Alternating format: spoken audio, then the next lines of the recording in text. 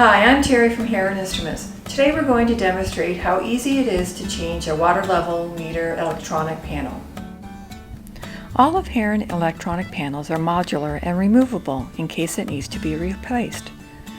The circuitry on the back of the panel is encapsulated to protect it from water and the elements. There are two thumb screws that hold the panel securely to the unit. Remove each of the thumb screws and then the lock washers. Please do not lose these items. Slide the panel off the post. Now we'll install a new electronic panel to the unit.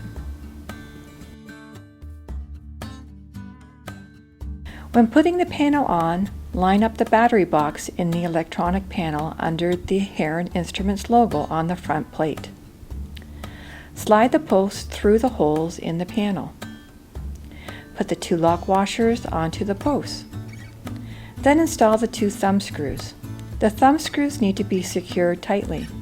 They trigger the contact from the electronic panel down the tape to the probe. To make sure that you have full contact, test the unit on the two testing posts on the back of the frame. To test the unit, hold the probe tip to the center shaft and the body to the screw at the same time. This will complete the circuit, sending the signal from the probe up the tape to the electronic panel.